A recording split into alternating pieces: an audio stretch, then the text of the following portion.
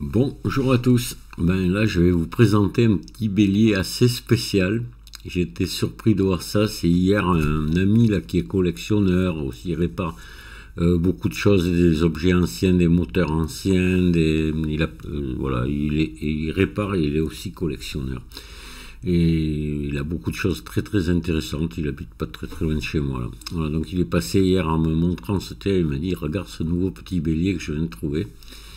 Et c'est vrai que j'étais assez surpris quand je l'ai vu parce que c'est la première fois que je voyais un modèle comme celui-ci. Donc ça a commencé par ce qui m'a interpellé, c'est cette partie-là ici qu'on n'a pas l'habitude de voir sur les béliers. Puis la petite cloche au-dessus du clapet, voilà.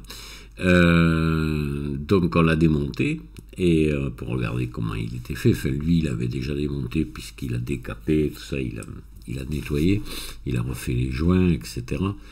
Et c'est pas pour le remettre en route, il n'a pas l'intention de le remettre en route parce qu'il y aurait quand même du travail de restauration, il y a du jeu dans le clapet, tout ça.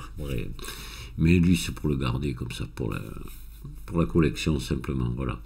Donc là, j'ai pas fait de vidéo du démontage et tout ça, j'ai fait que quelques images. Mais ce petit bélier, je l'ai modélisé et je vais vous montrer en détail ce qu'il a de spécial sur la modélisation. Par contre, je vais vous montrer quelques images de plus. Voilà. Là, là il est démonté. Hop.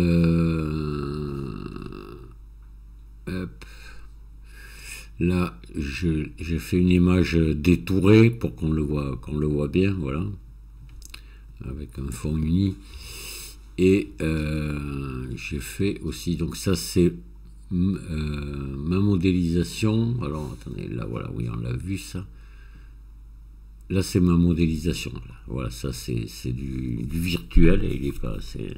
Je l'ai recréé en 3D et c'est ce qu'on va voir. On va pouvoir comme ça. L'avantage de la 3D, c'est qu'on va pouvoir tout démonter, rentrer même à l'intérieur si on veut. Voilà.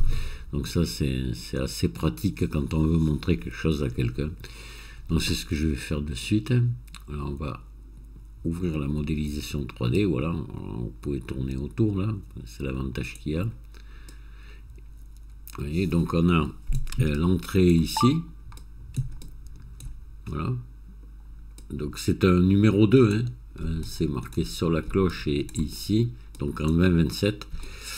Et alors là, à ce niveau-là, il est comme les autres béliers. L'eau passe ici à l'intérieur, va jusqu'au bout. Ici, on a un truc qu'il n'y a pas sur les autres. C'est ici, on peut ouvrir pour vidanger. C'est-à-dire que là, ça communique directement entre l'entrée et ici. Là, vous avez un perçage ici sous le clapet. On va le voir après qui vient retrouver cette conduite-là. Un ici aussi. Et pas sous la cloche, justement, c'est là qu'on va voir que c'est assez marrant comme montage. Alors, on va passer, peut-être pour bien voir, on va passer comme ça. C'est peut-être, je sais pas où, comme ça, peut-être, ouais. On va cacher la cloche, on va cacher ça, et on va cacher ça et ça. Voilà. Puis on va cacher aussi le petit. Alors là, vous voyez ce qu'il y a. Donc la cloche, vous voyez deux trous ici, je vais vous expliquer après. Donc ici on sort sous le clapet de choc. Et là c'est tout simplement le petit clapet d'habitude qui est ici, dans la cloche, il a été mis ici. Alors là je vois pas trop l'utilité, c'est un peu se compliquer la vie pour pas grand chose. Enfin bon. Et pourquoi ils ont fait ça je vois pas l'intérêt, mais enfin bon voilà. Et ça, si l'intérêt c'est que ça le rend un peu spécial et qu'on en parle, voilà. Donc là je vais vous cacher ça et ça, voilà. Voilà, vous voyez comment c'est foutu. Alors, ce qu'il y a, vous allez me dire oui mais comment ça peut marcher ça? Eh bien, ces deux trous ici, il y en a deux, l'un en face de l'autre, et c'est la même chose d'un côté comme de l'autre. Mais là, on a un petit conduit qui part de là, qui passe dans la fonte ici, et qui ressort ici, et là, pareil, tout simplement, voilà. Et qui ne communique absolument pas avec celui-ci, évidemment, hein, sinon ça ne marcherait pas. Voilà, là, ce qui communique ici, c'est ça, voilà, ici, là, et évidemment, l'entrée ici, Voilà, quand on regarde comme ça dedans, on peut arriver peut-être à le voir. Il faudrait que je passe peut-être comme ceci. Ouais, c'est pas évident, hein. La perspective, elle n'est pas... Voilà, on aperçoit le premier trou ici, le second est plus loin, donc on aperçoit celui-là et celui-là. Voilà, et ici le bouchon. Alors là, les tubes là, on va essayer de voir ça. Les conduits, ici les deux petits conduits. Donc il part de là. Alors, hop, vous voyez, ça tourne ici. Hop, ça passe dans l'épaisseur de la fonte là-dessous ici. Et ça revient ici. Et là, au passage, on les retrouve ici.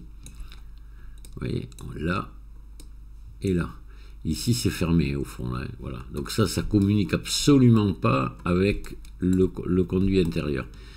Donc sur ces deux filetages, ici, on peut brancher la sortie, le refoulement et la vidange. Et inversement, ça peut s'inverser puisque tout communique. Là. Voilà. Donc ici, on a le refoulement et vidange. Voilà l'originalité de cette petite machine. J'étais vraiment surpris. Alors là, par contre, j'ignore totalement la marque. Voilà, je sais pas quand il a été fabriqué, par qui, d'où il arrive. Hein. Alors, si quelqu'un a la réponse à ça, ça m'intéresserait vraiment. Parce que c'est dommage quand on ne sait pas comme ça. J'en ai plusieurs béliers, moi, comme ça, qu'on n'a pas pu identifier. Et celui-ci, j'ai bien peur que ça soit la même chose, parce qu'à part que quelqu'un en ait vu et puis qu'il sache d'où ils arrivent, mais ça va pas être facile à... Voilà, est-ce qu'il est français, est-ce qu'il est étranger, voilà, on ne sait pas. On ne sait pas du tout. Donc voilà, je vais le rebâtir. Hop là, voilà.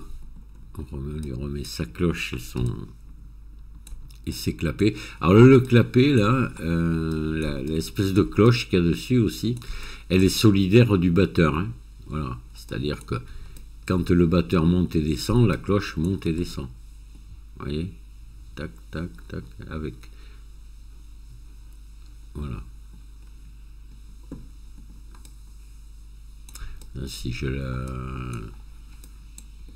on va la sortir complètement, vous allez voir. Voilà le batteur, vous voyez, il est avec. Donc là, le réglage de course se faisait, il n'y a pas de douille de réglage. On desserre un peu le contre-écrou là, et puis on visse ou on dévisse les jambes, voilà, pour régler. Voilà, donc je pense que j'ai fait le tour. Je vous ai montré tout ce que je voulais vous montrer sur cette petite mécanique. Voilà, voilà. Et donc, je répète, si quelqu'un a une idée de la marque, hein, je serais content de savoir ce que c'est. Bon, voilà. Mais j'étais très content quand il me l'a amené, parce que j'aime bien qu'il y a quelque chose comme ça qui sort de l'ordinaire un peu. C'est toujours intéressant, voilà. Bien que, comme je vous l'ai dit, je vois pas l'intérêt d'avoir fait ça, mais enfin, si, bon, on va dire que pour remplacer le clapet le petit clapet là, on n'est pas obligé de démonter la cloche. Voilà, il y a 2 vis à la place de 4, mais autrement, c'est tout, quoi. Au niveau moulage, ils ont eu beaucoup plus de travail à fabriquer le moule que s'ils avaient fait un bélier traditionnel. Hein, voilà. Après, l'histoire de la petite cloche ici, je pense que c'est pas idiot ça, par contre, parce que ça permet que l'eau retombe, voilà, saute pas partout. Hein, c'est pas mal. Peut-être qu'ils accéléraient aussi la fermeture grâce à ça. Ouais, peut-être. Je sais pas, j'ai jamais essayé de faire ce genre de choses. Mais voilà. Il a au moins le mérite d'être original. Je vous remercie de m'avoir écouté et je vous dis à très bientôt. Au revoir.